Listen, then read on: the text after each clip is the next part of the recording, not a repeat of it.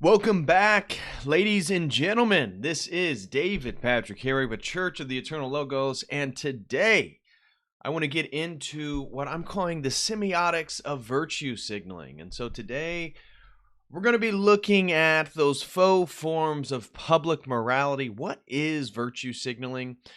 And though I called it the semiotics of virtue signaling, we are not going to be getting into some of the deeper aspects of semiotics. So I am going to give a brief, I'm going to say a few things in regards to Charles Sanders Peirce in the field of semiotics, but really I just using that term to illustrate that today's video, what I want to do is talk about are the acts of virtue signaling. So we're going to be getting into larger understandings and from virtue. So we're thinking about virtue signaling, but we're going to be looking at a sort of sociological understanding. We're going to look at society, what's maybe fueling this thing. We're going to be looking at technology, sociology, in regards to how people present themselves and the reciprocal feedback loops that emerge in regards to social media, how they're actually driving much of the what I'm calling the global forms of morality, if you will. And we're going to talk about the Balkanization of Epistemology.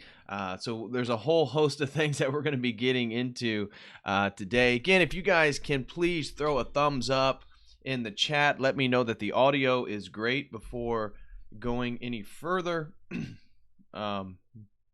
Is the video working? It looks like it's not working on my end on YouTube. If I can just get some comments in the comment section.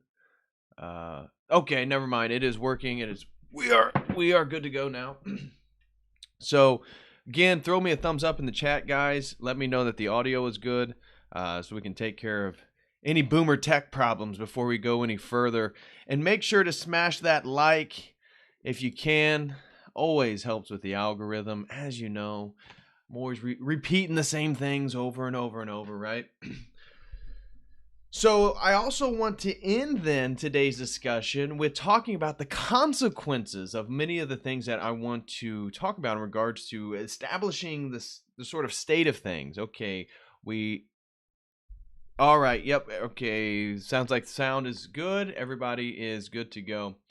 So I also want to end with sort of not just summarizing, but really talking about some of the larger consequences that follow from residing in a debased society, the effects of social media, existing in a time in which because we're in a debased society and the lack of any sort of traditionality or framework, we have what I'm calling, and I actually am borrowing this from Terence McKenna, but it's true, and that's called the Bulkinization of Epistemology. And Balkanization is just a word that regards to the sort of grouping and breaking up and kind of finding themselves into new groups. We've talked about the Balkanization of the United States in regards to the breakup.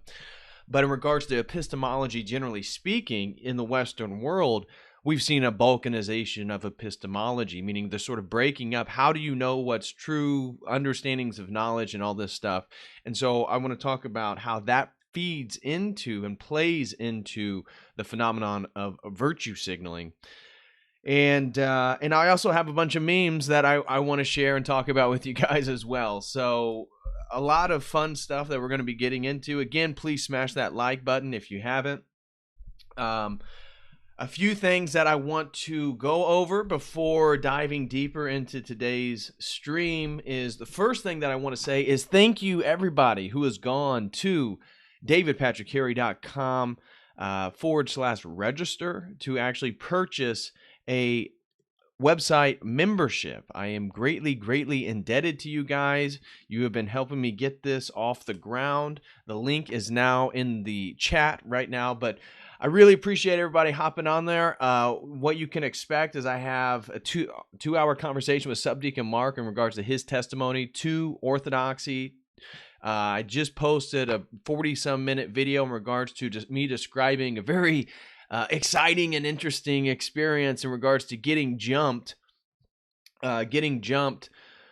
in China by, I was not jumped, a friend of mine in the group was jumped, and we ended up fighting these Chinese guys in the hotel lobby of where we were staying around at 5:30 in the morning. And so recanting that whole scenario and experience was pretty wild. But it is interesting. And if you want to hear more about that, again, over at the website, a special conversation with existential delight, just a bunch of stuff. I have a video talking about my experience going to a Gnostic mass, all that stuff. So if that's like something you would be interested in, plus all my workout videos, all available. And then in addition to that, you're actually helping me build Church of the Eternal Logos, what I'm trying to do online. So if that's something you'd be interested in, please go to davidpatrickcarey.com/register. Again, link is in the chat. So thank you to everybody who has done that. I also want to say that those of you who are more interested in maybe some of the regular activities in my day-to-day life, you can follow me over on Instagram at DPHARRY. That is my handle, at DPHARRY. And I share a lot more of sort of my regular stuff over there. Now, despite my sort of chipper attitude, I've actually had a few things going on right now. Unfortunately, some of you guys know that I have a pit bull. I've had a dog. I adopted him when I was, 19 years old, and basically rocked all my 20s. He's traveled across the U.S. and everything with me. And some of you also are aware that he's been having health problems really stemming back to this past summer. However, just in the last couple weeks, he's been having seizures, and I think I'm going to have to put him down. It's been heartbreaking. It's tough. Everybody goes through it who's own dogs and pets. So I'm not the only one or unique in any fashion, but it definitely weighs on your mind. And so that has been something I've been dealing with. He even had a seizure today while I was trying to prepare for today's stream. So maybe keep him in your thoughts. I would appreciate that, just in regards to his comfort, and hopefully everything just working out well. I don't want to have to euthanize or take him to the vet tomorrow or anything like that. So hopefully he can go through tonight without having a seizure. But I got him some CBD, and so it was 300 milligrams. But he's been taking that for a week now, and I'm not so sure it's helping much. But yeah. But anyways, thank you everyone who might be throwing some prayers my way. I would greatly appreciate that. So also, last thing I want to say in regards to the housekeeping is anybody who is interested in a one-on-one session. I've done a few of these now. Guys interested in theology or a specific topic, and you guys be interested in doing a one-on-one, a tutoring, or just having my undivided attention, you can purchase those sessions over at the website in the store. And then the last thing that I also want to mention is I am sending a calling out to all the orthos out there. I need help with like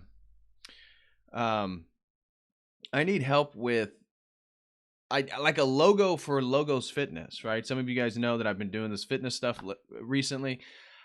I am kind of at odds. I'm trying to think of like what would be a good logo, right? I want to create a new intro. I don't want to keep using the same intro that I used for like regular videos. I want a new intro for the fitness stuff, but I can't really think of like a logo or anything like that.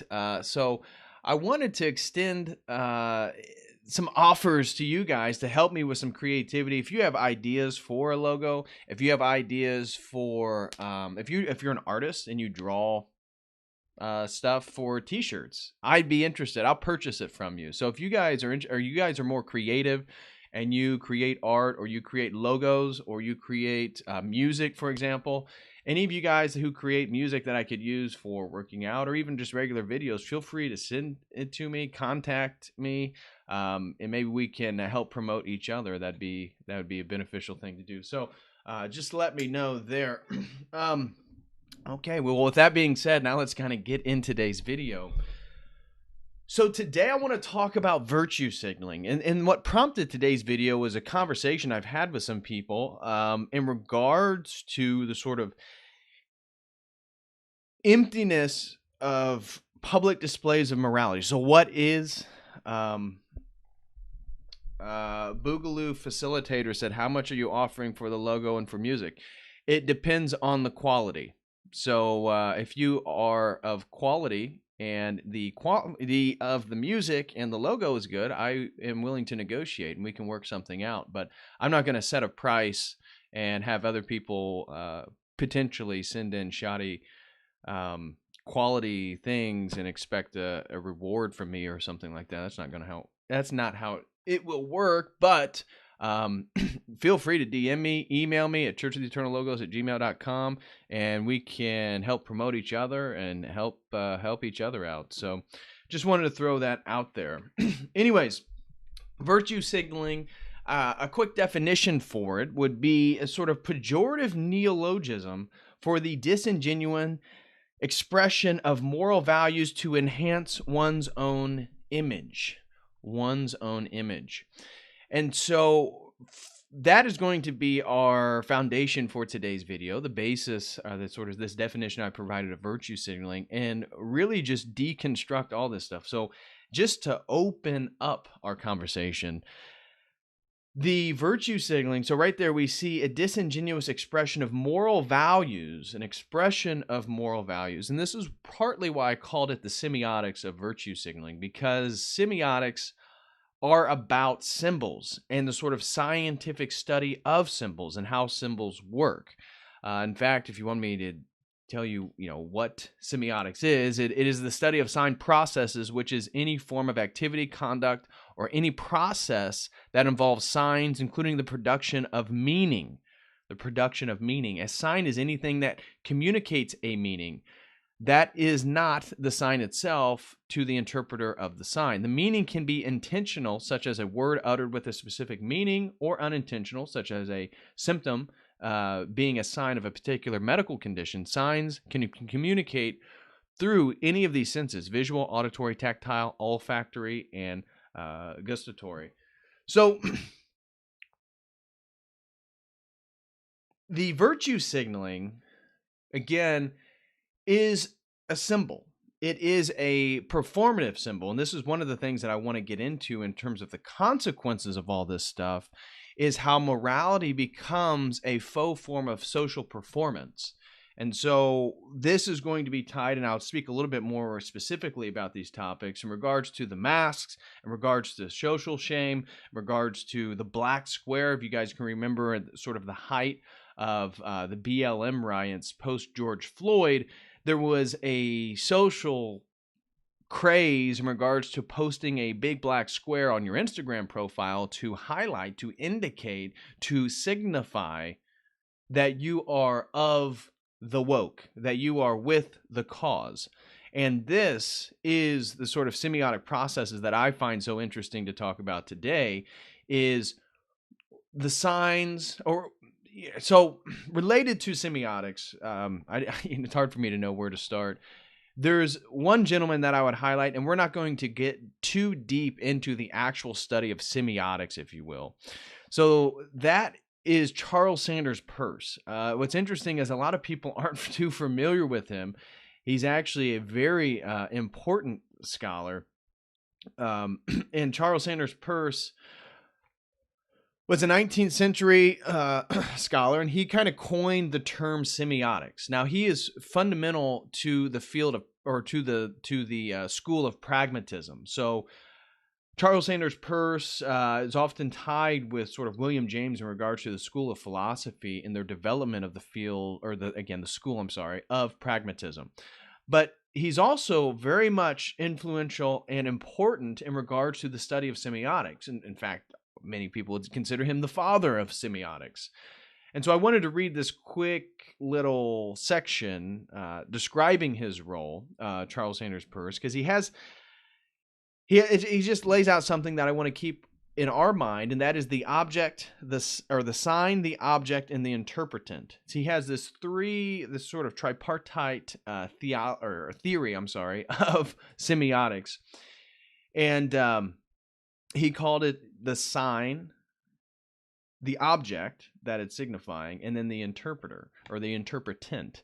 And so Peirce's perspective is considered as philosophical logic studied in terms of signs that are not always linguistic or artificial. Sign processes, modes, and inference, and the inquiry process in general.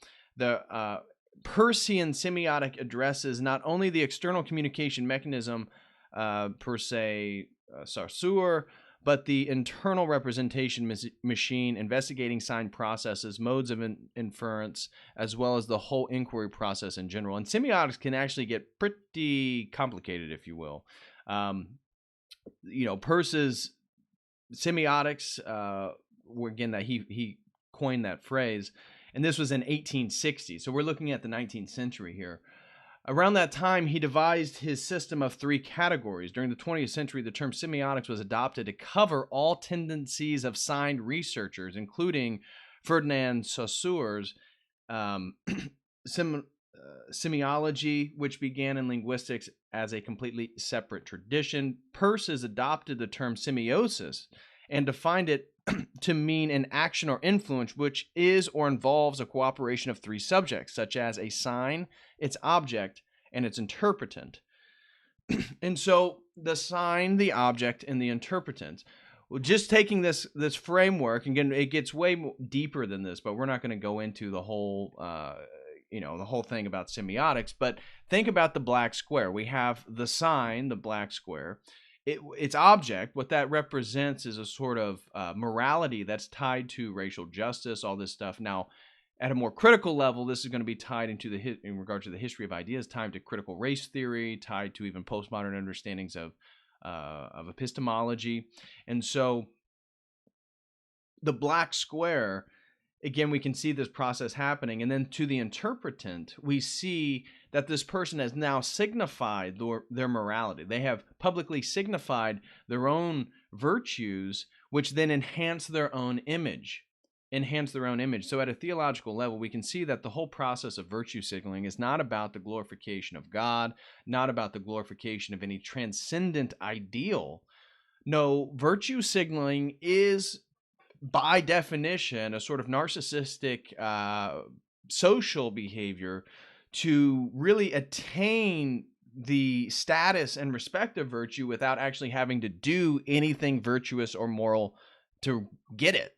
What you do is you perform something. And this is why the apology tours that celebrities go on, the language that is often used, we see these are all types of performative rituals that are being enacted to signify one's, really what I would consider to show solidarity or submission to what is emerging as a new global morality, which is really just tied to globalism, which is going to be tied to homosexuality. It's going to be tied to abortion, transhumanist ideas, the centralization of power. All these different presuppositions are going to be rooted really in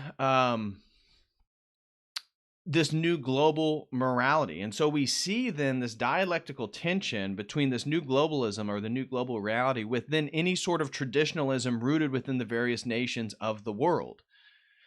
The various nations of the world all have a historical context. They have a tradition. They have an understanding of reality, all of which is really moving in favor of a new global morality. And one of the things I want to highlight today is how this actually happens in one generation. And this is why I think when we look at the election that just occurred in the United States in regards to Donald Trump and the sort of fractured nuclear family, not talking about the role of men necessarily, although that's all tied to it, but how children are at odds with their parents, that there's real social strife, there's real division within families right now due to politics. And this is because of the deeper thing that's being signified here is that there's a shift in paradigms. There's a shift in the basis of morality itself. And so they are so mutually exclusive that we can't, what seems to be, oh, you're just Democrat, oh, you're just Republican, and we're still in the sort of same political framework. That's actually not the case. And so this new global morality is not, it is certainly distinct from what we would call classical liberalism, much of the post-Enlightenment thought. I would argue, I'm sure some people would probably disagree with that, but I would say it's a totally different beast, right? Where when we talk about, say, America since its inception to, I would say, really towards the 1960s, we basically see a sort of a continual evolution of post-Enlightenment thought, if you will. But now we're postmodernism, we're post the modern period. We're into a new conception of reality, a new conception of the future. This is the 21st century. This is spacefaring. This is again a global consciousness. We talk about the global village, and so now that we're in this village, the social shame is essential. And so one of the things, and I'm going to speak more to these and more systematically here in a few, but we see the social shame within this new village of the people who have already bought into this new global morality. And so I think the masks are an easy indicator of not just somebody who, and of course there's always exceptions to these rules. I'm speaking very much in a sort of generalistic way tonight. And so really speaking through generalities, but the mask really highlights, and those people that then would shame others for not wearing the mask, it represents the full submission to this new structure of authority. And so one of the things that I really want to highlight tonight, and I will, is that the corporations, through symbols, right? Again, this is all a semiotic process, that through symbols can lead those people who've already been programmed to one degree or another. And so through the celebrities, through the Nikes, through the Fortune 500 companies, all promoting what I'm calling a new global morality, those people have adopted that, and they've adopted the authority of all those institutions that then support this new global morality. And so when they see things like the mask emerge, and they see things like the CDC or Johns Hopkins or the World Health Organization, they are much more reticent to submit to whatever is being said because they've already adopted this new form of morality. And what's interesting too that I've noticed is the language of belief and how they talk about believing in science. Oh, you don't believe in science. You must be a science denier, all of which really means nothing. And once they push these frameworks on you, it's easy to debunk. But this happened to me recently. I posted a meme of Clint Eastwood. Forget which Western movie it's from, but basically him standing there with his gun on his hip, with a cigar in his mouth, and the meme was basically, this is how I feel when I enter a grocery store without a mask on.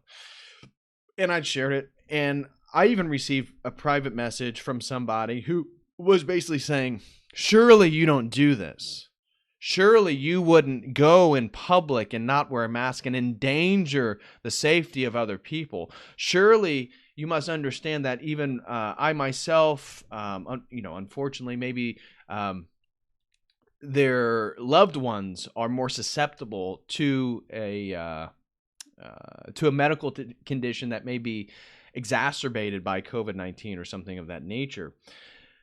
That whole framework, that whole projection onto me is based on the assumption that because I do not submit to the same authorities, the authoritative opinions that they do, I am in the wrong. And when I brought up the futility of a cloth mask, the futility of a surgical mask, the fact that they are facial diapers, the ways in which they're actually used in a hospital setting, once you actually go into the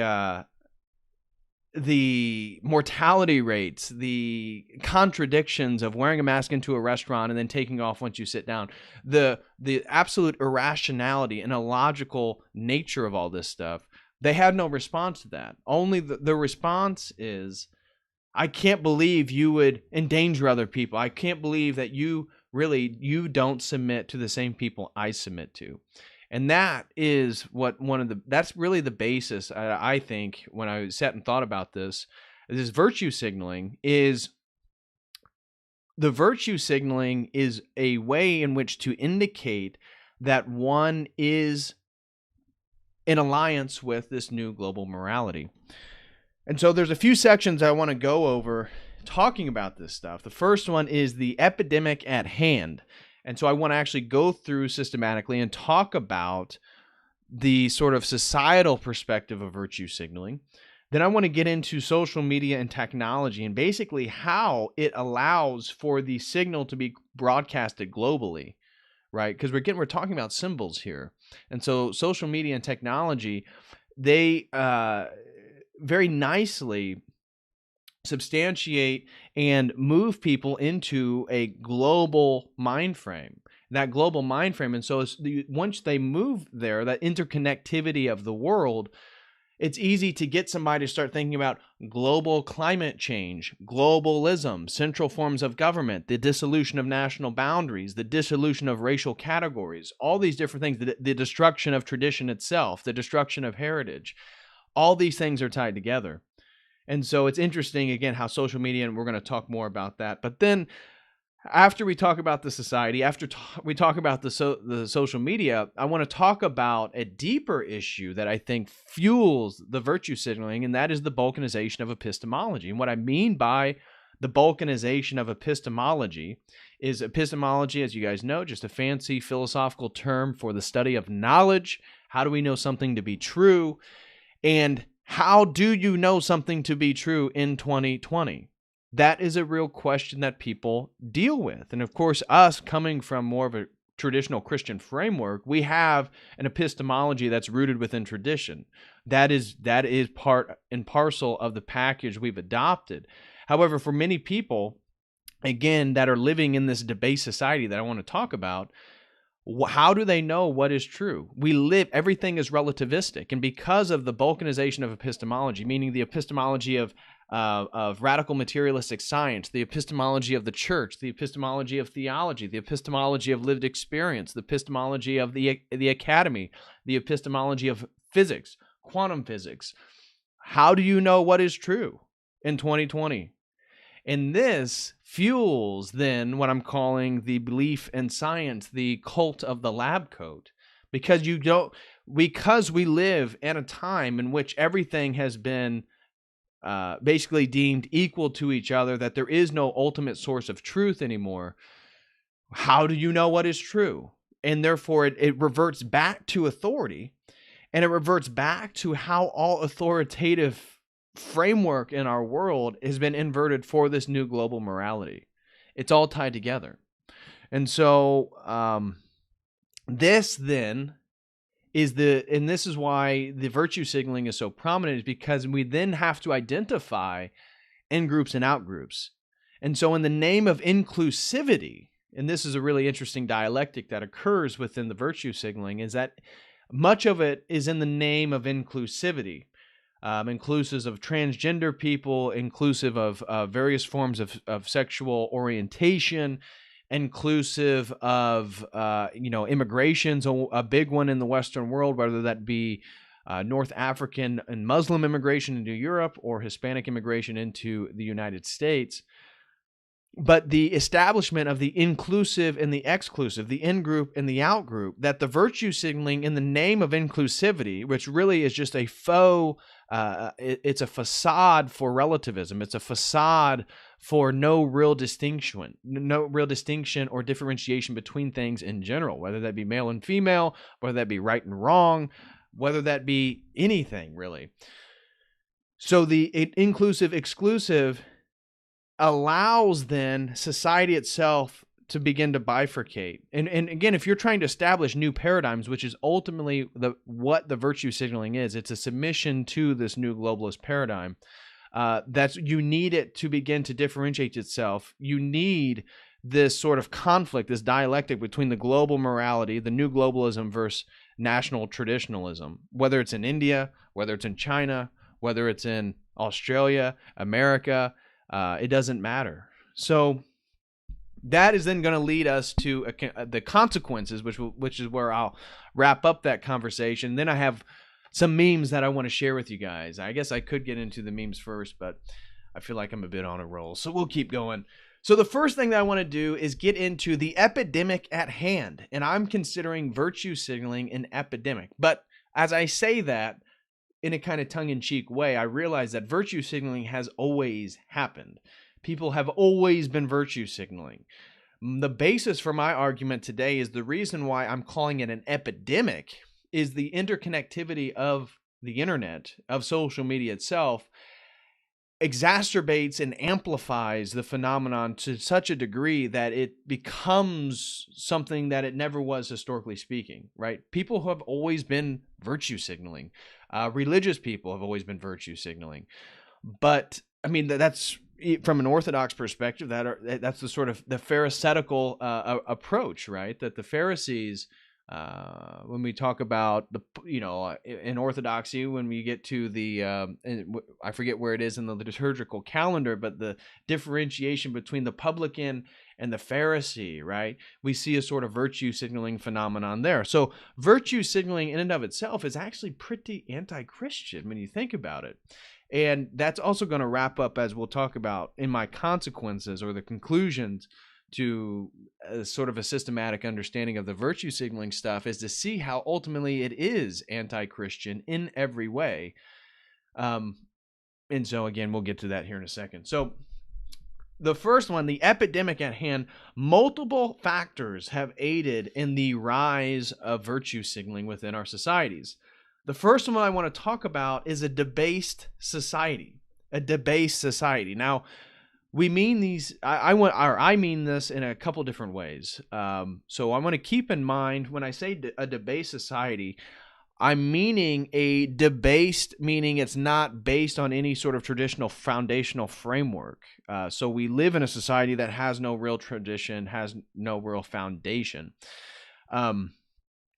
That also leads to debased, as it's also been used to refer to sort of degenerate or abnormal, when somebody does something that's pretty debased.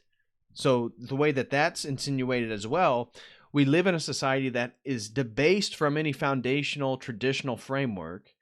Therefore, that debasement allows for debased activities. But it also is emblematic of a society that really doesn't have a paradigm to justify its own morality. So our whole moral understanding and the moral yearnings, even within like the social justice wars, and we talk about socialism itself as like an atheistic form of Christian morality, right? The sort of distribution, the sort of self-governing that socialists want to talk about, and how this is like Christian and all this stuff.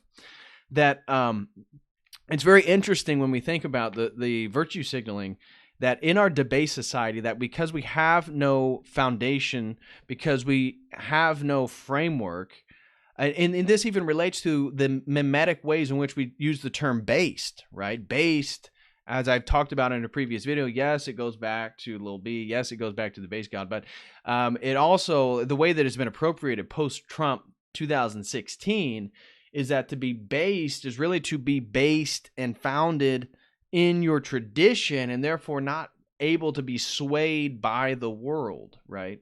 That you are based in something. You have a foundation. You're rooted. Our society has no rooting, and the rooting of the Christianity, of the Christian morality, which is still sort of an effervescent presence within our world,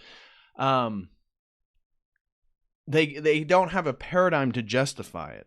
And so because we live in a society that's totally debased, what paradigm do people gradually adopt? Even if, you grow up in a modern Protestant church, say your family goes to church regularly, but your church is a little bit more liberal, has the BLM, the LGBTQ stuff outside.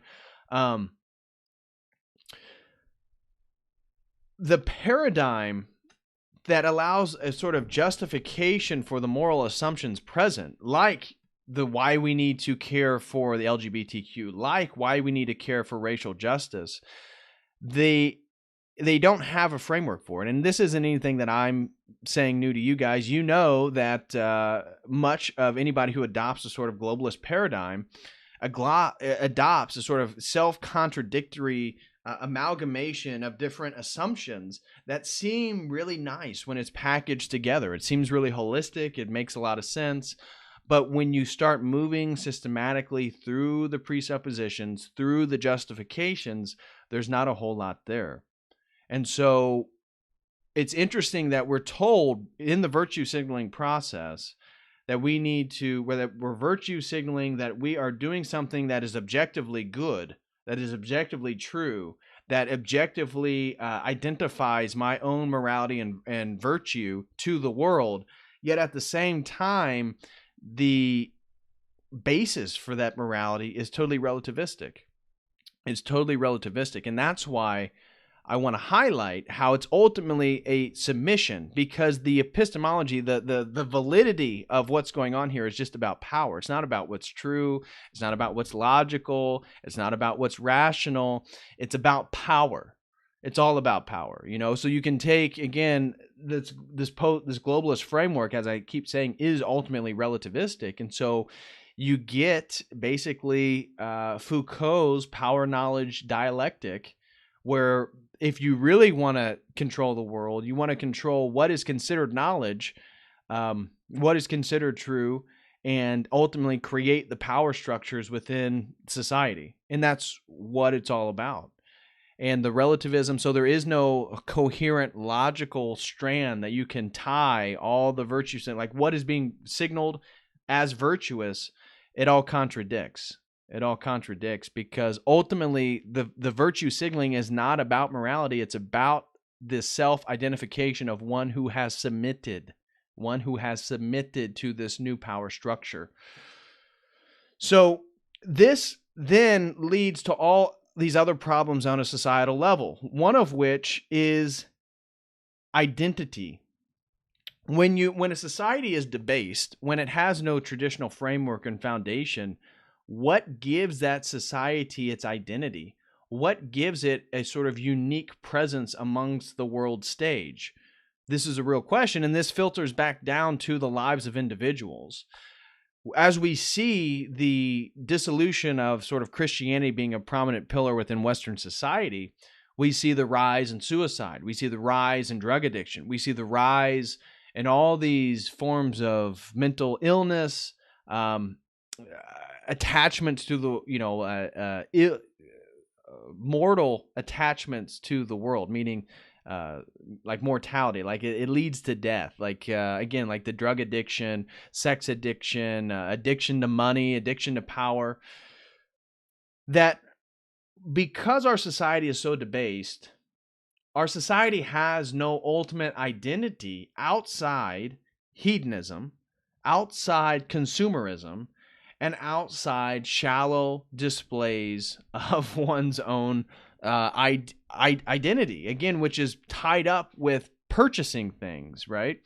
So the hedonism, the consumerism, we see, take the example of Nike and BLM, right? When George Floyd happened, when the protests and the rioting were going on, people were going, and Colin Kaepernick was standing up for BLM and all this stuff. People were going and buying Nike, getting on one knee, throwing up the Black Power symbol to show that they were woke and they were with the cause.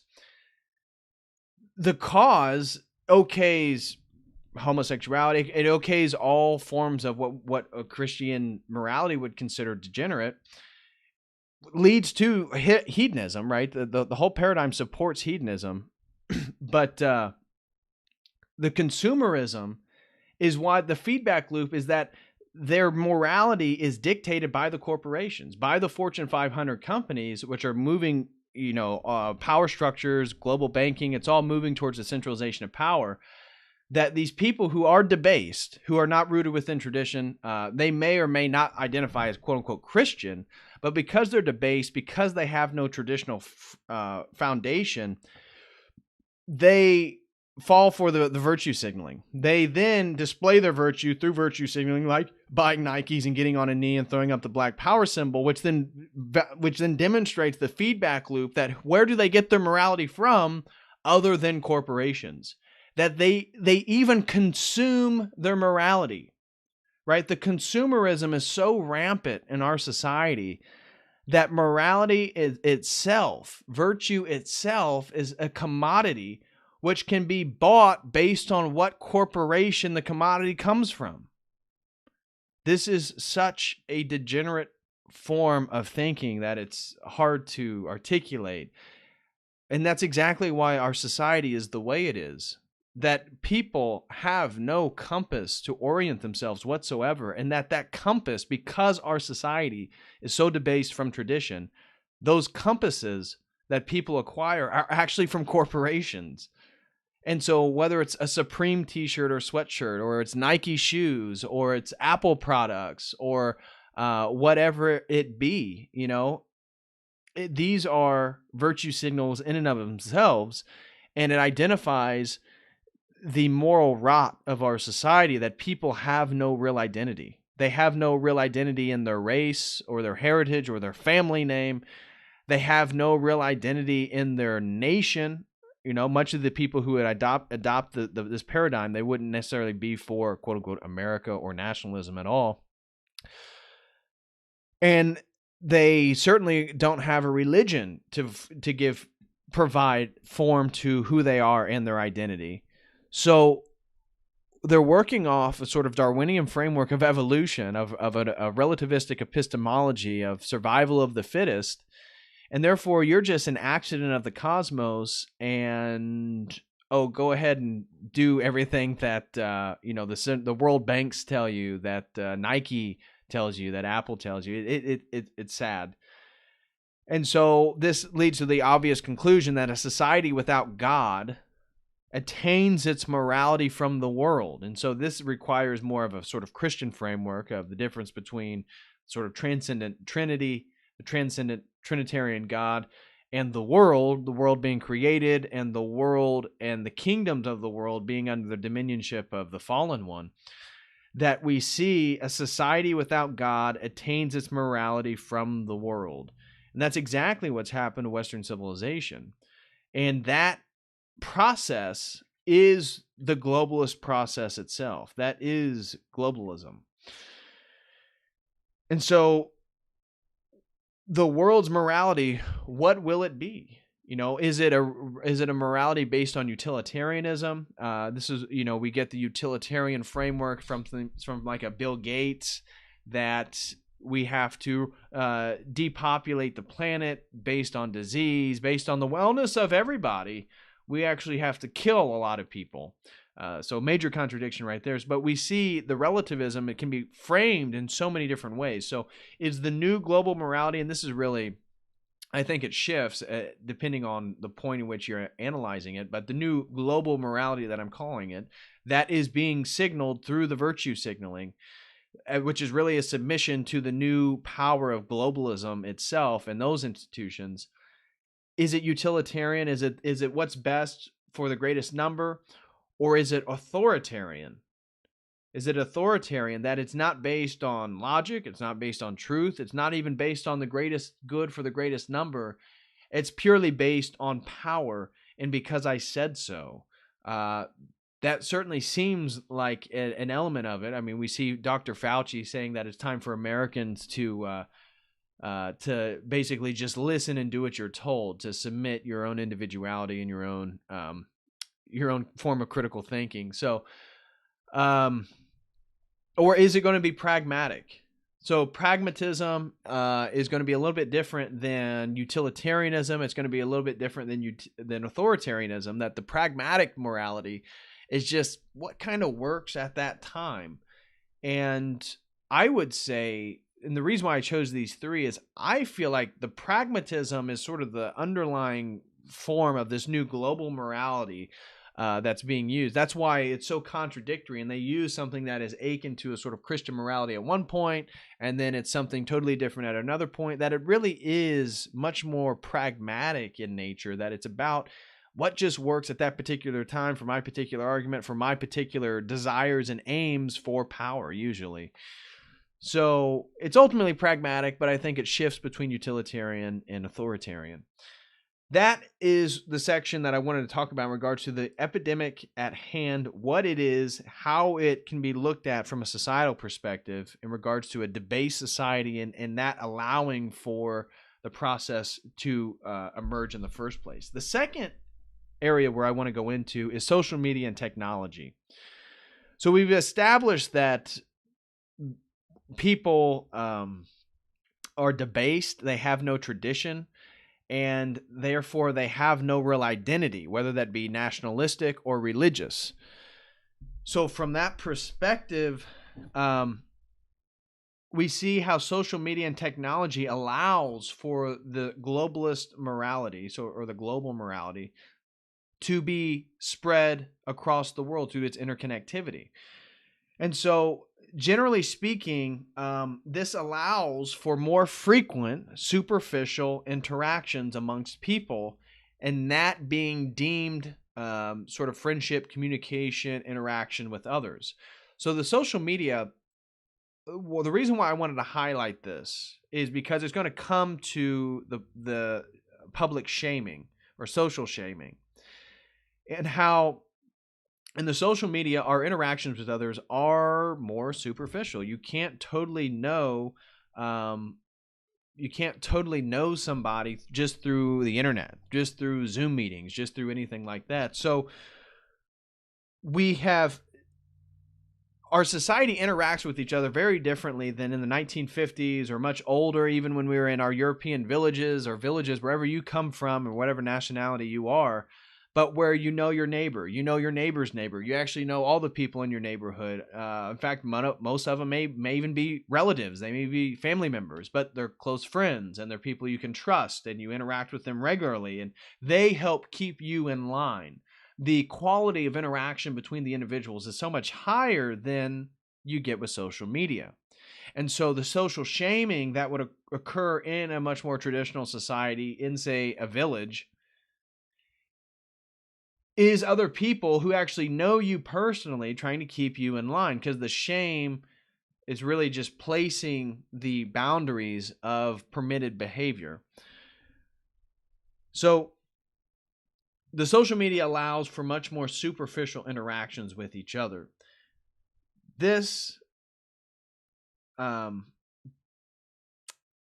provides the conceptual basis for a newly emerging global morality. And so as I was trying to highlight earlier, is that the social media and the technology, with the internet itself, the interconnectivity of the world, nicely pushes somebody's mindset to a globalist framework, thinking in regards to the global village, thinking in regards to beyond national boundaries, right? It's just all generalistic framework. It is human beings, it's Homo sapiens, it's the world, it's love, it's social justice, it's racial justice. It's just these large ambiguous ideas and concepts that the social media and the interconnectivity of our world right now through technology aids the conceptual movement towards a global framework.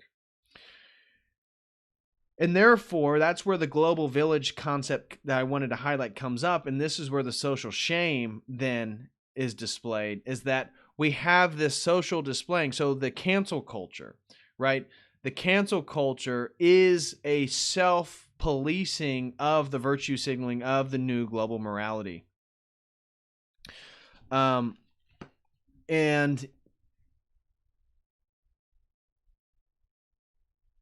the global framework then for this new emerging global morality is easily adopted. And in fact, if you engage in social media quite a bit, you're easily going to pick up on it. And this is why I want to say the sort of perniciousness of the social media and the technology behind the virtue signaling is that it can radically shape somebody and alter their paradigm within one generation. Because it's so tied to your embeddedness within sort of interconnected framework. So if you're on the internet a lot, if you're on social media a lot, it just makes sense. That's the natural conception you have about the world. It's this global place, right? That you can be anywhere at any time, that we're also interconnected. So I want to lay all this out then. So we have more frequent superficial interactions with each other due to the social media not being rooted in real communities in which we actually know each other and communicate and talk to each other. Therefore, we really just have these superficial interactions online. Because they're superficial, our morality and our virtue is tied to the definition of virtue signaling, which is to enhance one's own image. All the other people on social media, the only way they know you is through your image. And so you can enhance your own image by virtue signaling. But the virtue signaling is really just a submission to the new globalist morality, which is really just the new orientation of power itself, what we would call political globalism.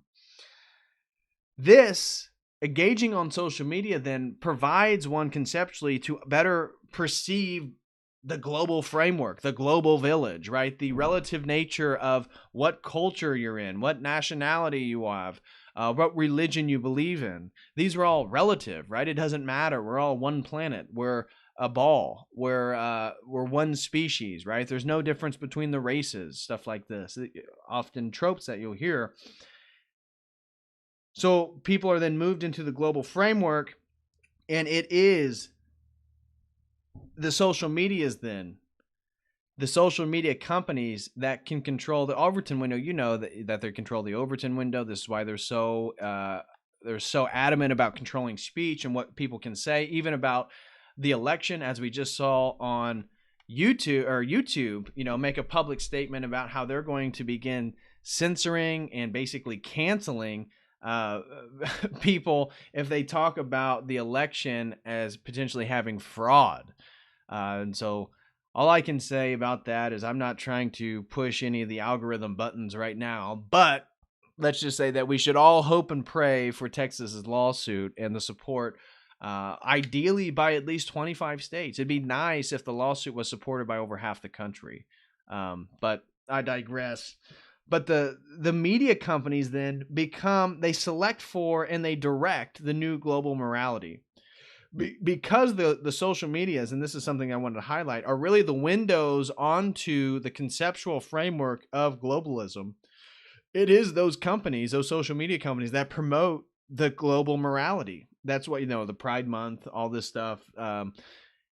That's why they're so embedded into it. And so that is the section that I wanted to talk about in regards to social media and technology. What I wanted to get into next is the Balkanization of epistemology. So we looked at society and how it's debased from tradition and how that results in the phenomenon of virtue signaling. And then we talked about how virtue signaling is exacerbated and accelerated by social media. Now I want to talk about the Balkanization of epistemology. And it's that, again, epistemology just being the philosophical study of knowledge. How do we know something to be true? And so in 2020, what is knowledge? What is truth? How do you know, right? Why does somebody not believe in the priesthood and the cult of the lab coat, the priesthood of science? How do they know what is true? And when somebody, and so that the difficulty of this, I think it approaches at two different levels. You almost have to be sophisticated enough philosophically to see it, about epistem, because most people don't think on these frameworks. Most people are so embedded within the day-to-day activities that, again, they're just through osmosis of the cultural osmosis. They're just picking up what is already present in society. And they're going to adopt that, what we would call an epistemology, a framework for what is true, which is going to be tied to, this is why the education in public schools and everything, again, promoting the multiplicity of genders, promoting transgender children, promoting all this different stuff, is the schools are the framework to build the new epistemology, which then leads them back to the global global morality, right? So when you don't have a tradition, again, if you're not rooted in orthodoxy, if you're not rooted in a sort of traditional form of Christianity, how are you going to form an epistemology in the world? How do you know where to choose? And so that's why we have the radical materialists, the pagans right now, the tradcaths, the ortho bros. All these different groups, if you want to think about it in different ways, is they represent different epistemologies, because in 2020, one of the presuppositions of globalism itself is that there is no one epistemology that's superior to any other epistemology.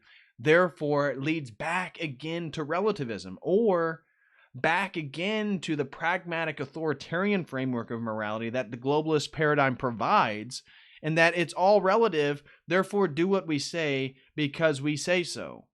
Put on the, Fauci, the CDC, the World Health Organization.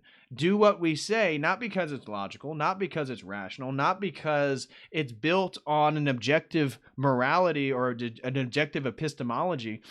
Ultimately, just do it because we are the authority and we tell you to do it.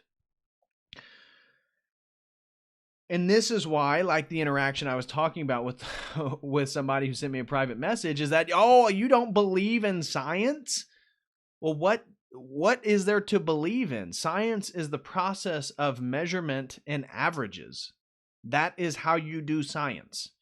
It's called an experiment, and the way you experiment with something is with something that's repeatable, and then you quantify that through measurement in one way or another, and then you do that over and over again, and you take averages. This is how you do science. What is there to believe in? Oh, it's not, there isn't anything there to believe in. The whole phrasing of "don't you believe in science" is, don't you believe in the globalist epistemology that the virtue signaling then is a branch of. And so people are confused how to move into the future, right? And this is why the growth in Jordan Peterson as a phenomenon, right? We see Trump, the phenomenon of Trump in 2016. We see the Peterson phenomenon really hit its peak in 2018. And what is all that about? It's Peterson really just representing classical liberalism to a degree, fighting back against postmodernism, which is really just relativism. And this is really just a sort of psychological objectivism versus, relativistic epistemology in regards to postmodernism. But it resonated with young men. It resonated with young men because they see the difference in the worldviews. And they're looking for something tangible. They're looking for something to hang on to. And this is why, again, Peterson is really a doorway, a gateway for many of us back to God, back to Christianity, back to tradition, because that provides us that basis, that foundation, so we're not debased, right? The beginning of all this stuff is the debasement of society. Peterson just represented in his critique of the postmodernism and the communists and the Nazis and all, he just represented really a voice trying to find the epistemological compass in the modern or in the contemporary period, right? That in the academy, especially in the humanities, they do ultimately believe in relativism, and they're outspoken and adamant about that.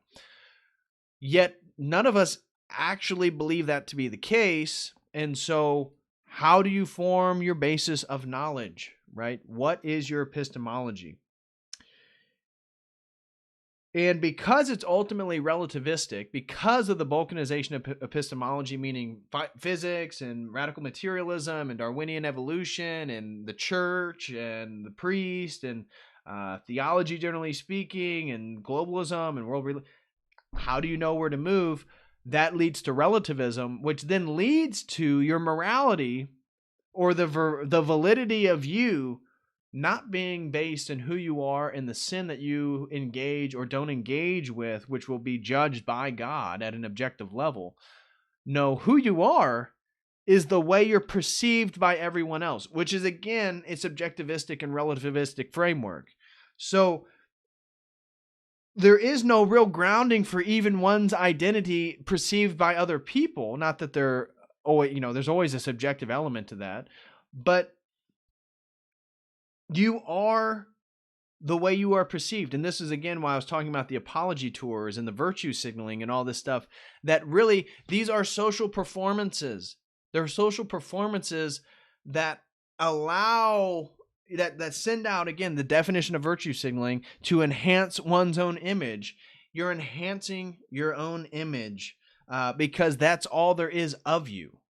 Ultimately, that's what I'm trying to highlight in today's video, is that virtue signaling is reminiscent of the absolute vacuity, the vagueness, right? The just absolute lack of a true self. The absolute lack of a true self in most people, that there is nothing I mean, there is, of course, we can get into theology and all this stuff, but it ultimately highlights that you are basically just your morality is really just trying to get people to perceive you that way. It's not about ultimately doing it, as we've already highlighted. And so this, I think, leads to a really interesting observation that I have, that all of this balkanization of epistemology and the global morality, that there's a fundamental schism within their own worldview. Again, we've already talked about the sort of relativistic nature of their morality and their epistemology, but we've talked about the belief in science. So even within their framework, there's a sort of psychic schism between the objectivity of science and the relativism or the subjectivism of epistemology, generally speaking, in people's lived experience. So this new morality, this new global morality, interestingly enough, it's this combination between, it's objectively true because science says so, which we all see now with where we're at in the world, the political and absolute subverted nature of science, right? Science is just, it's laughable at this point, what's coming out in regards to the name of science, right? It's sad, it's scary, because science in this global framework is just a key word that can be thrown out to brand its importance on the lower IQ in individual's mind, right? That they're unaware of it, and because science said so, it must be true. This psychic schism between the objectivity of science and their own relativistic epistemology. How do they account for that? They can't. And it's not that they're going to, because contradiction is the sort of name of the game. But I just wanted to highlight that. And so morality, ultimately, as I'm trying to highlight with this balkanization of epistemology, so then what is morality? What is the validity of morality in 2020? It's really just social posturing. That's really what it is. There is nothing moral that you have to do to actually be perceived as a very moral person within the globalist morality and the framework they provide. There's nothing you actually have to do. It's just image. And so when we look at the Bill and Melinda Gates Foundation itself and all the harm that it causes, and then the fact that people believe them to be these just heart-filled philanthropists just trying to help the world, it's all a virtue signal at the highest level. It's all fake. It's all a manipulation of one's perception, and it's all to enhance one's own image. Because ultimately, there is nothing moral about what they're doing. There is nothing virtuous about what they're doing. It's all about power, and it's all about authority. And so what are some of the consequences that I'll get to the last section here? What are the consequences of everything that I've highlighted?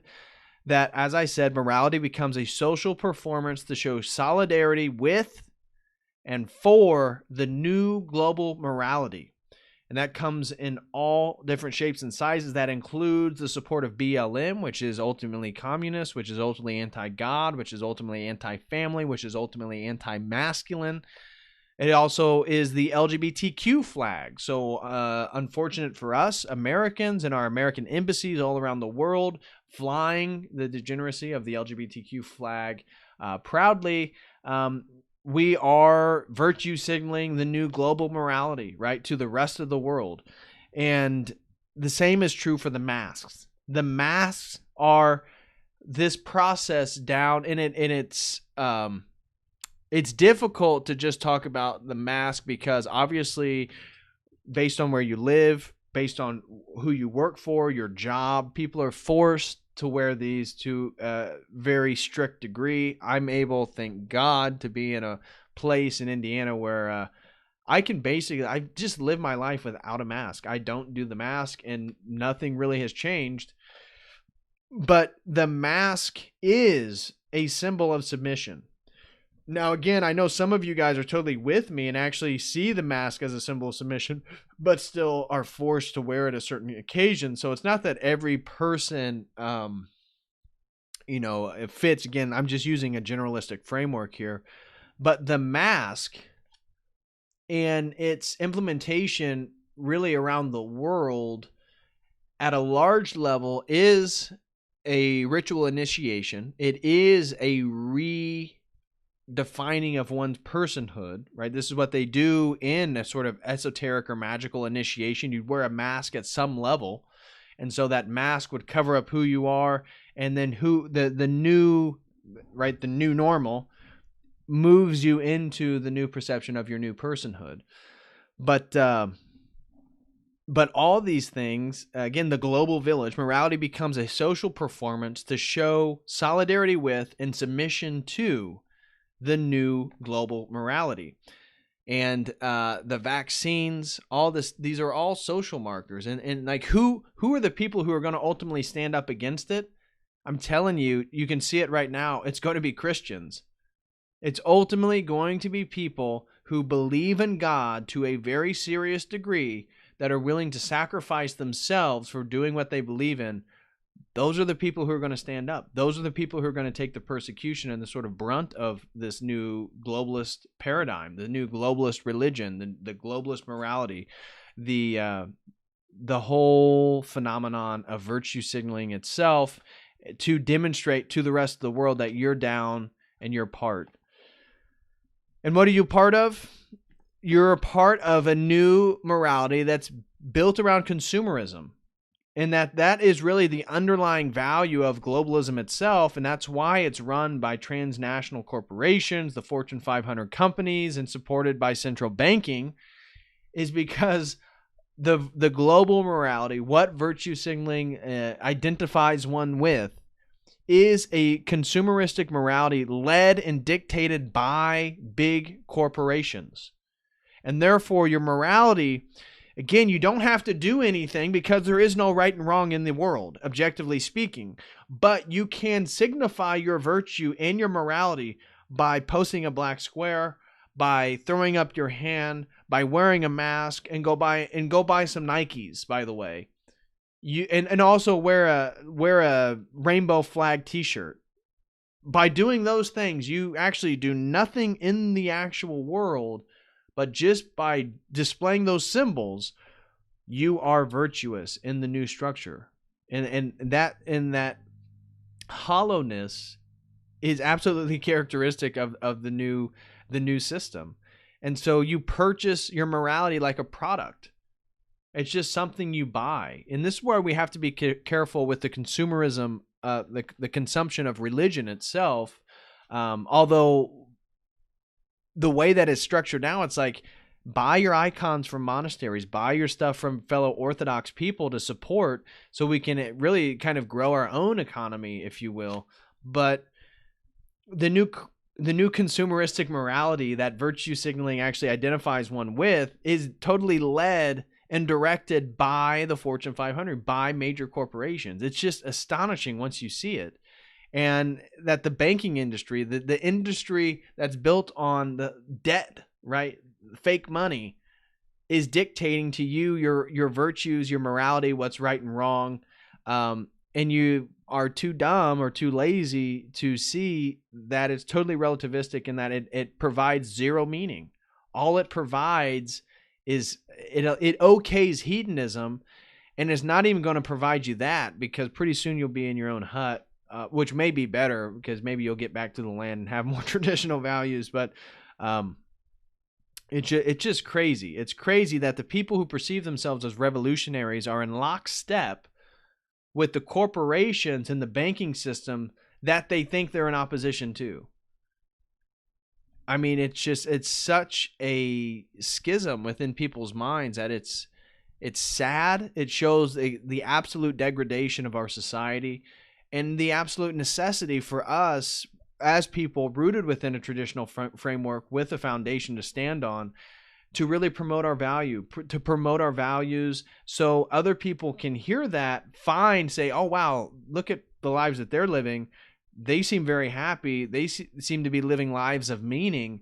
Maybe there's something there. And ultimately, they can rediscover God, which is the source of meaning. Man does not make meaning. And that is part of the assumption of creating, infinite numbers of genders or this or that, is that man can create what's true. Man can create meaning. I mean, we can create new symbols. We can manipulate how things are signified as meaningful, but meaning, the source of meaning itself comes from God, and that you and I and each other being better icons, we can help lead more people back to our paradigm, back to something that actually will fulfill them as individuals, as souls looking for salvation and to build families. And so the next consequence is the cult of the lab coat, because who are the new priests then of the new global morality? So it's not religious morality. It's not rooted within a tradition, a spirituality, but it still has. It's going to have some sort of pure person providing the sort of validity of the worldview, and that is the priesthood of the lab coat, or I call the cult of the lab coat, the priesthood of the science. And this is tied to the global morality as well. Is the ambiguous term science? You don't believe in science? It becomes basically a religious order, and it is a religious order. And we see that science doesn't even believe in science anymore. That science doesn't even do science. I know I'm contradicting myself, and obviously there's great scientists out there, but it's I think it's insightful once you see it. And so the way in which people then appeal to the authority of Fauci or whatever, or the CDC or the World Health, that science and their institutions, it's like whatever they say goes, because again, I have no framework to resist them because they've already bought it all hook, line, and sinker. And so the last one is my theological consequence, is that the entirety of morality that is presented through this globalist moral morality is in opposition to Christianity. That ultimately, the consequences of a society that promotes virtue signaling as the means for demonstrating one's morality is that we can see how globalism and the global morality is entirely in opposition to Christianity itself. So the first one being globalism. So we would have to move back to orthodoxy and how orthodoxy understands the nationalistic uniqueness of different nations, nation states, and different people in language groups.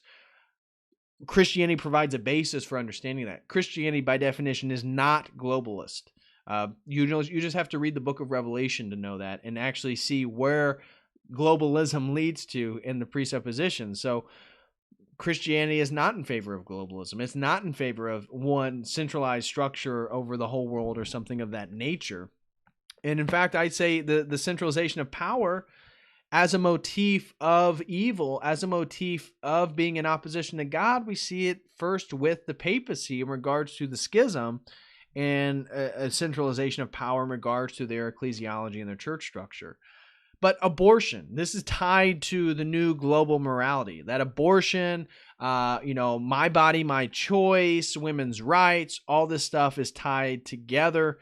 That's absolutely in opposition to Christianity. You cannot be a Christian and be in favor of abortion. Those are mutually exclusive. The next one is transhumanism. I'd say the globalist morality is tied to a transhumanist agenda. I would say that if you looked at the virtue signaling people, they would be much more reticent to receive a vaccine, a microchip, the idea of uploading their consciousness to a computer, the symbiosis between machine and man. All these things are wrapped up in their worldview, wrapped up in their priesthood of the Bill Nye the Science Guy and Neil deGrasse Tyson and whatever, Anthony Fauci, whatever person they see in a white lab coat. that the new global morality is transhumanist in nature, it is globalist, and it supports things like abortion, all of which are anti-Christian. The next one is sexual degeneracy, sexual hedonism, what they would call sexual liberation, all these different things.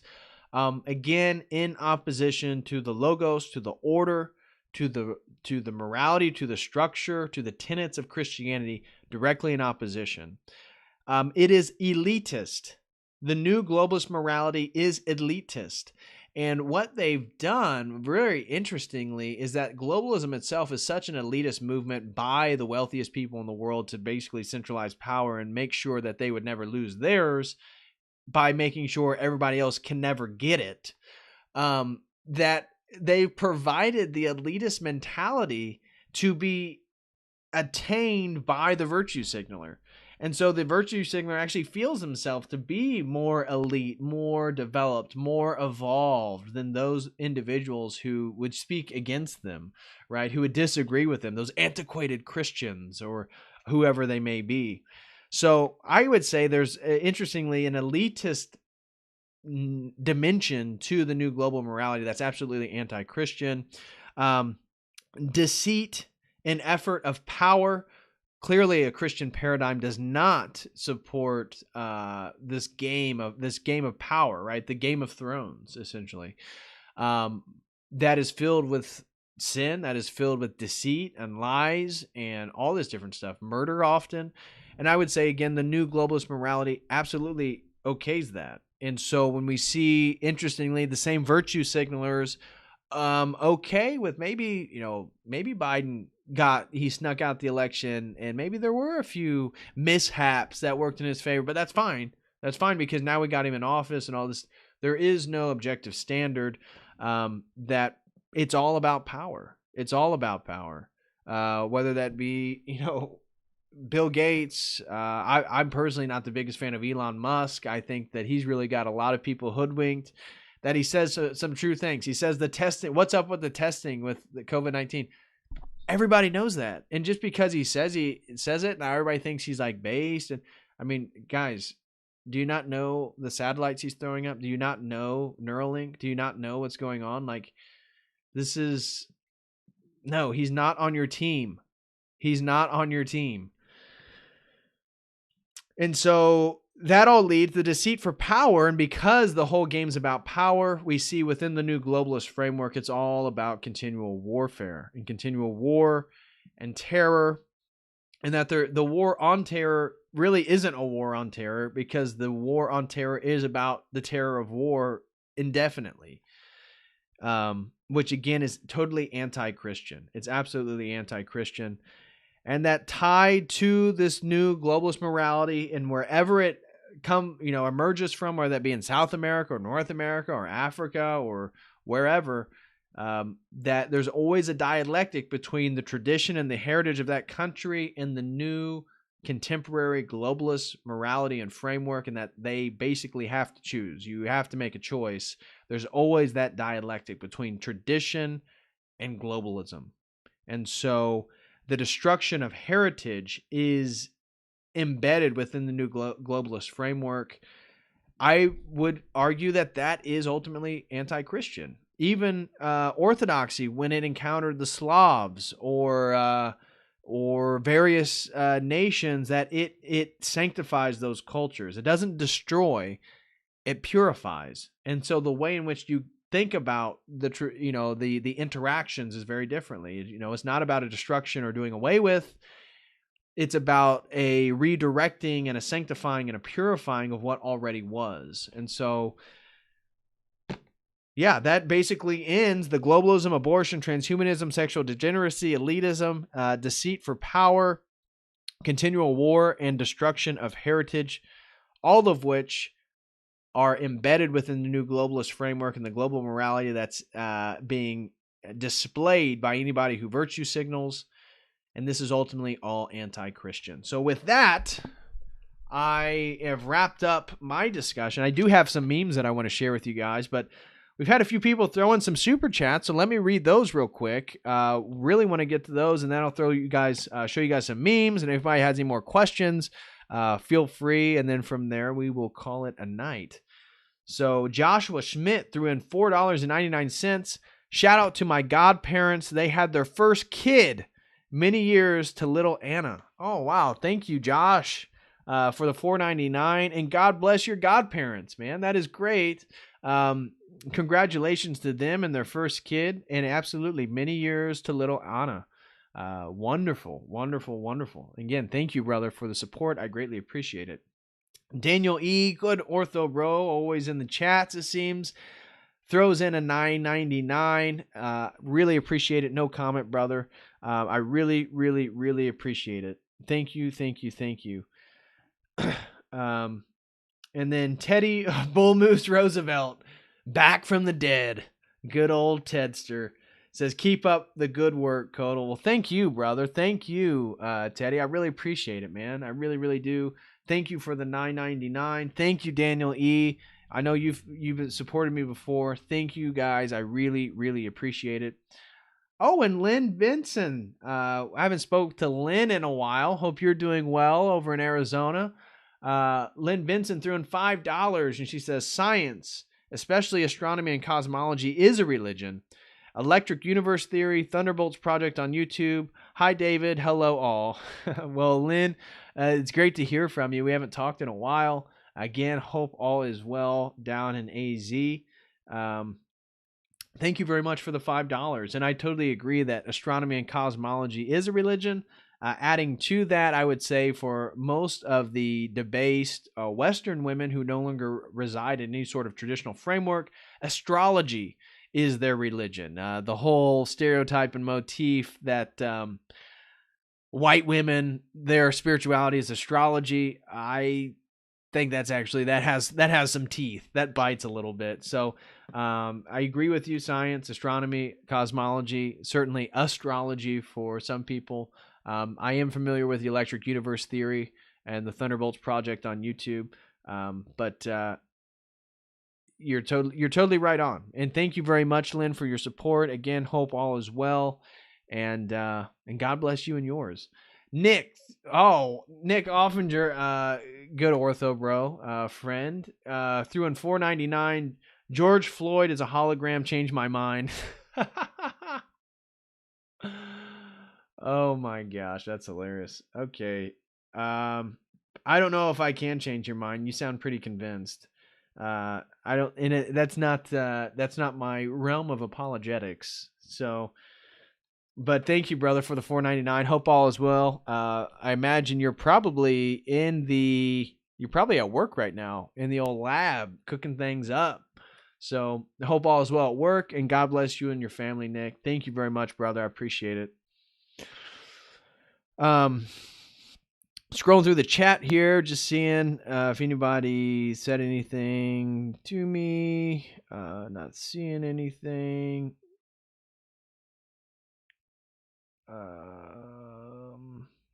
Okay, I think we're good. All right, so I wanted to show you guys a few memes that I found. The first one, here's the first quote that I had that I wanted to share with you guys.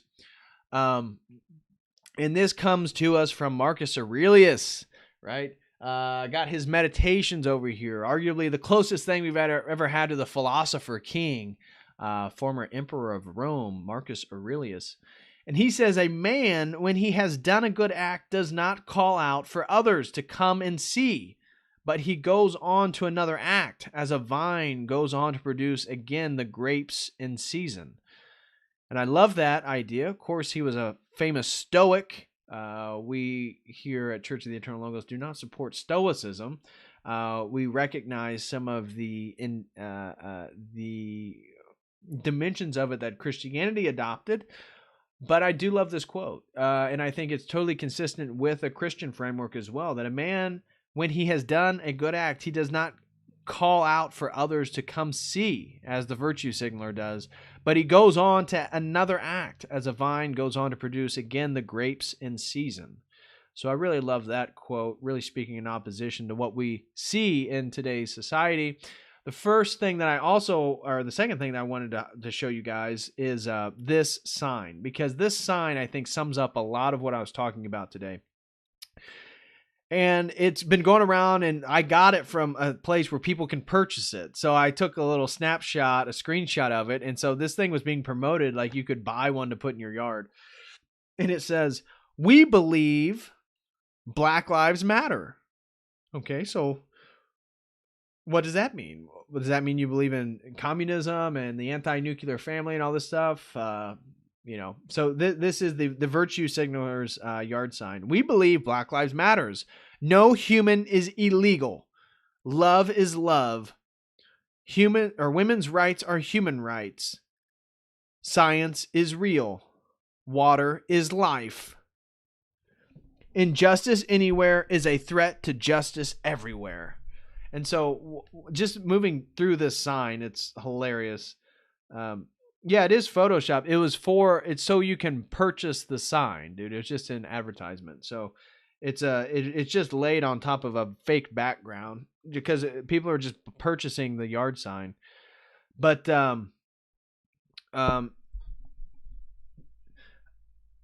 I love so no human is illegal. So we see the thing is so replete with relativism. It's incredible. No human is illegal. So there is no such thing as legal and illegal concepts when in regards to humanity. So what that is signifying, the no human is illegal, is the dissolution of national boundaries, and therefore the sort of open boundary concept that everybody is an immigrant at all times of all places, which has never been the case. That's not how culture works. That's not how societies form. That's not how racial groups evolve and move together. But that's what's being insinuated by no human is illegal. Love is love. Well, what does that statement makes no sense. Love is love. It literally makes no sense.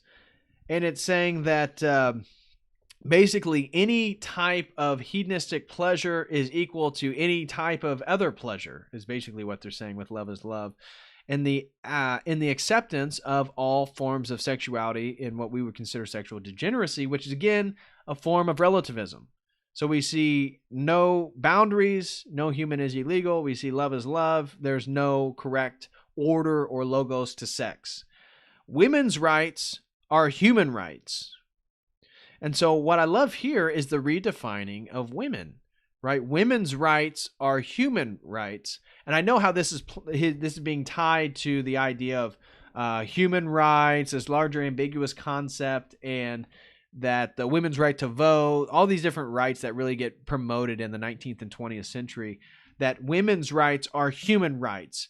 But as I think is going on here, or at least maybe a subtler perspective one could hold, is when I did a stream with Subdeacon Mark on Father John Baer and his depersonhood and the desexualization of Christ, and his in favor of this, just Christ represents human beings and Homo sapiens, not man, right? He never says Christ is man or represents mankind or anything like that. And so womanhood, from a theological perspective within Christianity, is tied to one's personhood. You're either, if you are a person that's created in the world, you're either man or you're a woman. But the new secular global morality, again, that I'm highlighting, that's totally in opposition to God, opposition to Christianity, is redefining things in more ambiguous terms and wants to get away from the notion of personhood and move more into ambiguous generalistic frameworks. And so humans or human beings, Homo sapiens, that really fits nicely. It's just this generalistic concept that every single person is equal to every other person, like an atomistic understanding, like we're all Legos or something like that. That we're all part of the sort of, like we're letters in an alphabet, right? We're just all atomized. That is not Christian theology. That is not a Christian worldview. Science is real. What does that mean? What does that mean? That measurement and averages are real? Yeah, absolutely. The scientific method is real. But when they say science is real, again, it gets back to what I was talking about with the cult of the lab coat, with the priesthood of science and the scientists, is what they're saying is this ambiguous concept science that I was talking about earlier. It is real, right? This thing that you can't see, that you can't touch, that you can't know because you're not smart enough and we don't allow you to, that it is real. You need to believe in it, and you need to submit to it and submit to its authority. And so science is real, right? We saw what's the woman from Chicago talking about science is back, and she's like the dumb lesbian woman that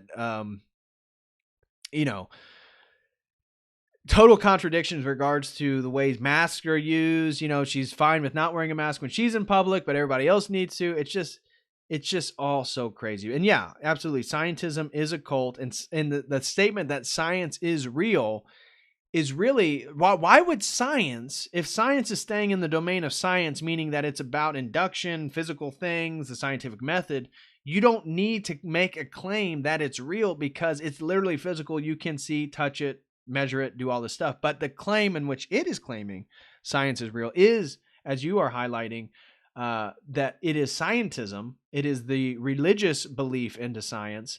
And it is saying that science is real because really when it's saying science, it's talking about this just amorphous, ambiguous concept that you can't touch, that you can't feel, that you can't see. Because when it says science is real, it's not talking about you doing science, because you're not going to promote the worldview that it wants to promote. So just wanted to highlight that. And then water is life.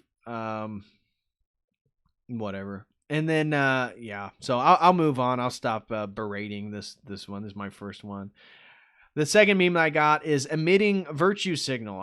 I really like this one because again it plays on the NPC idea, and it plays with what I was talking about earlier in regards to the semiotic process of virtue signaling, and how the virtue signalers, the promoters of the globalist morality, are NPCs. And then in fact, that's why they take their moral direction from corporations, because the corporations then are emitting the signal. They're emitting the other semiotics, right? They're promoting the Colin Kaepernicks, the BLMs, the whatever it is, that they're using the language of social justice, of critical race theory, of promoting LGBTQ, whatever it is, that because their worldview is tied to the submission to authority, which it is, and their program to submit to that authority, they can't go against all this stuff. It's so difficult for the person who is the radical progressive to go against the masks, to go against the whole framework, the election, everything that we're seeing, because their identity, as we talked about, being in a debased society where their identity is not rooted in heritage, race, family, or religion, that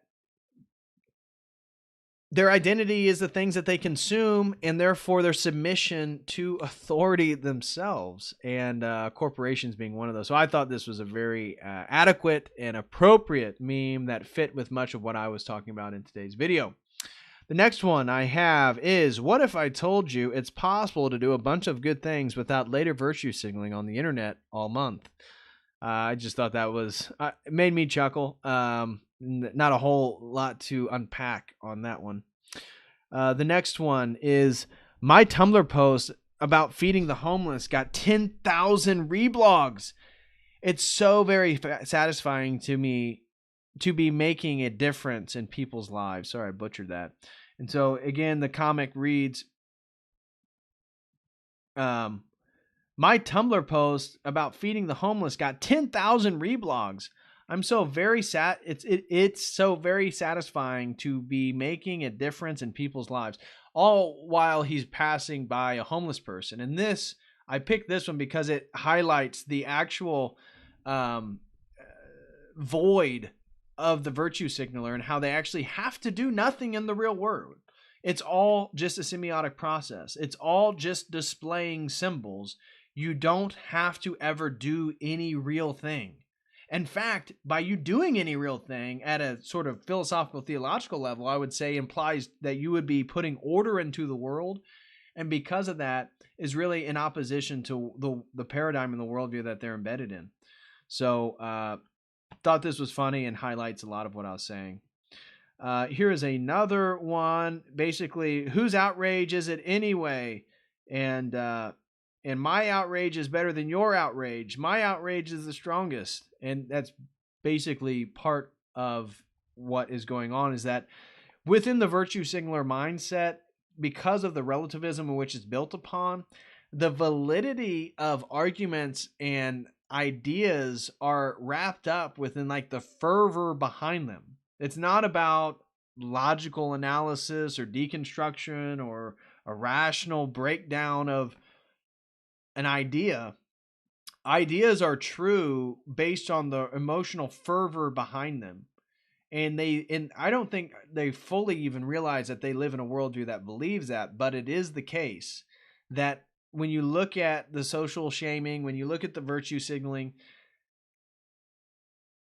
they ultimately believe that truth is tied to emotional fervor, and the more emotional you are, that somehow it's more true. And that's why they're so embedded within like lived experience and everybody having their own truth and stuff like that. And so the next one that I have is a guy. Oh, it's just so pathetic. A guy in a pink fur coat with a big sign that says "Real men are feminists." Real men are feminists. He's got a pink fur coat on, a pink sign, and pink beads around his neck. And I'm all for supporting women. I'm all for the ortho movement online not being like the Tradcath Groypers, where it's all about a bashing of women. I think we all recognize the failings of women, but at a societal level, it's the failings of men who have allowed the failings of women to become so predominant. So we really just, in our movement, I think we should just be more focused on men, but I couldn't help but pass this one up, seeing this guy,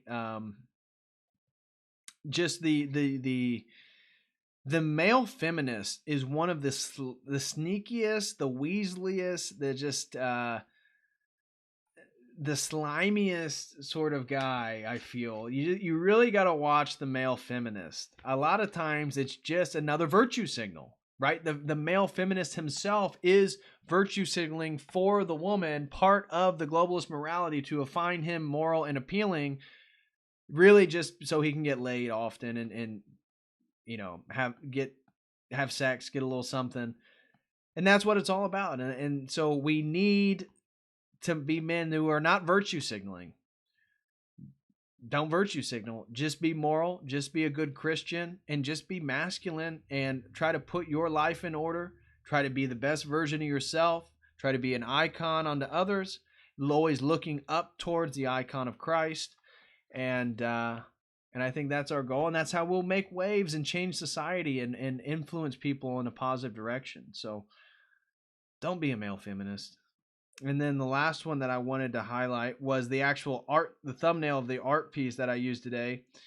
And we see this guy grabbing Whole Foods. He's got his vape pen over on the side, and he's got his nope sign that says, it's a mocking the poster of Obama that said hope when he became president, and it says nope, and it's showing Trump's hair being blown over. Meanwhile, he's got a t-shirt that says kale on it. He's got his what are they called? Those shoes. What are they called? It's like when you buy them, part of it goes to like homeless people. They're not Toms, I think is what they're called. He's got his Toms on, and he's got his cargo pants. And I love that because, again, it's like a faux form of masculinity. Cargo or camo is often supposed to display, you know, be related to the military and engagement, you know, more masculine things.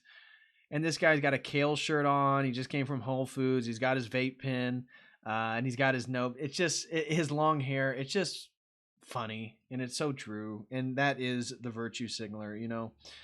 And so we see with the Whole Foods too. It's like consuming his morality, you know, going to Whole Foods, going to these different sustainable businesses, you know, all this stuff. It's just a way to display. It's a virtue signal through commodities, through purchasing, just like buying your Nikes and getting on your knee and supporting Colin Kaepernick. Yeah, Nuzzy says gay, very much so. And so, anyways, guys, that basically wraps up my stream today. Don't have a whole lot. Yeah, Dr. Klaus Schwab says Kodal spreading that toxic masculinity. I do. I'm all about it. You know, we need more toxic masculinity. But I think that basically wraps up today's stream. Again, please smash that like button if you haven't. Always appreciate that. I'm not seeing any more questions in the chat. Did I misgender him? Oh my gosh, you guys are hilarious. I wish I could just be in the chat when I'm doing these videos sometimes because the jokes are funny. But anyways, yeah. So again, thank you everyone for the love and support. If you want to see, I got new videos up over the website. Again, if you guys are interested, I would greatly, greatly, greatly, greatly appreciate if you went over to the website and became members for $5 a month. It's for a cup of coffee. I got a new video I got up today in regards to this fight I had, getting jumped in China. A friend got jumped, and then we ended up fighting 3 Americans versus 8 Chinese guys, and probably 30 to 40 different Chinese police arrived. If you want to hear about that story, me fighting back in my underwear, that is up on the website, along with my experience at a Gnostic Mass, Subdeacon Mark's testimony to orthodoxy, a private conversation with Existential Delight, all my workout videos that I've ever done, all available with the membership. All that stuff is included. So again, if you guys would, if you're interested, I'd greatly, greatly, greatly appreciate if you went over to the website, davidpatrickharry.com, and became a member. I promise new content regularly. And so if you could do that, that'd be greatly, greatly appreciated. Nick says chat's where it's at. Fallen Student just got here. Yeah, buddy, we're getting ready to bounce. Sorry that you got here late. Raymond Remo says, what are some of your critiques of Stoicism? Well, Stoicism would understand the logos as demiurgic. It would have problematic understandings of God or the concept of God.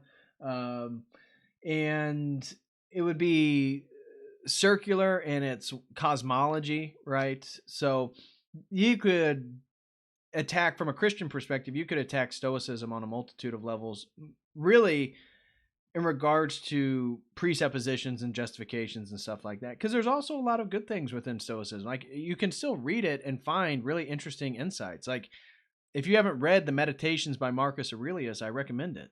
If you haven't read Seneca, I recommend it.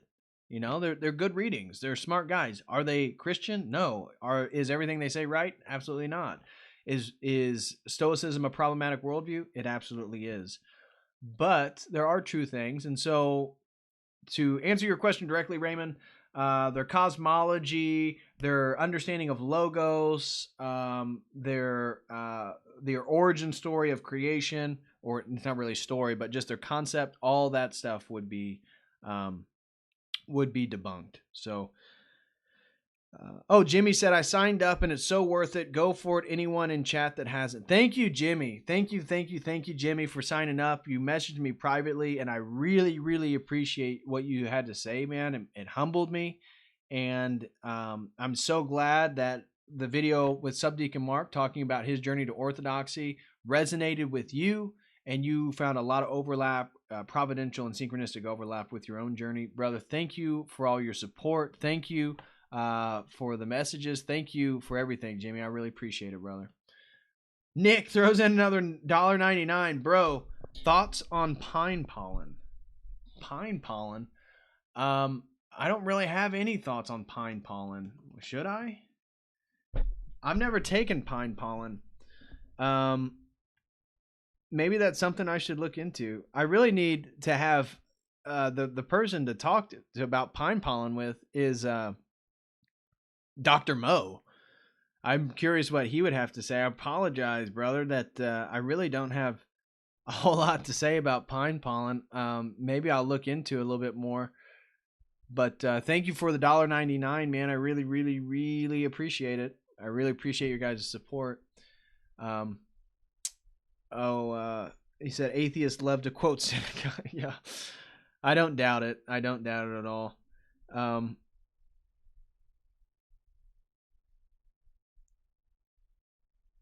Those God coincidence, yeah, Jimmy, I totally. It's amazing how much providential and synchronistic overlap a lot of us have had to get to this place with orthodoxy. It's really, really interesting. Oh, Michael Witkoff's been pushing pine pollen. I think someone's sponsoring him. Oh, okay. Well, I am not familiar with Brother and Augusta's push of pine pollen. I've never done pine pollen. But yeah, Nick says holler at Mo for me. I will. I'll get Dr. Mo's here. Okay, says I need more mod. Okay, you are now a mod, bro. You're a moderator and Nick is a moderator. How about that? Bam. Bam. There we go. Now we just got 2 more moderators. Great point, okay. Thank you for that. So would you ever do a live stream with Cameron Bertuzzi from Capturing Christianity? I'm open to doing a live stream with anybody. I don't hate or anybody or reject doing a live stream with people that I disagree with. So I'd be open for sure. I know I want to do one with Father. Well, there's a priest in Texas that I want to reach out to. I will wait to mention him until I get confirmation. But there's a few Orthodox priests that I was wanting to have on. But if you guys ever have somebody you think would be interesting to have on the channel or have a conversation with, feel free to reach out to me or reach out to them or reach out to one of us. I'm always interested in having more people on. But anyways, yeah. So, said there is nothing in the Bible that speaks against suicide. There's nothing in the Bible that speaks against suicide. I think that the fact that life is given to us by God, that to take life away, especially your own, without, again, the will of God, that's absolutely a sin. That's ridiculous.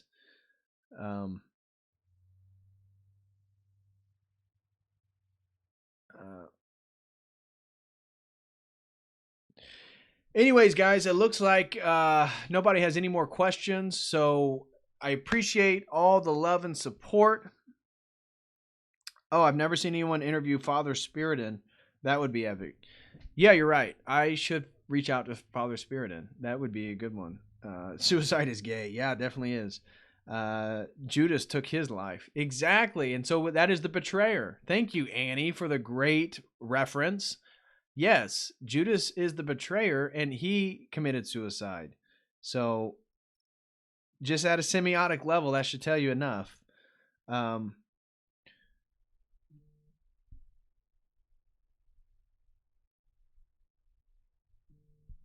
So, anyways, thou shalt not murder, big guy. That includes yourself. Yeah, I love that. Okay.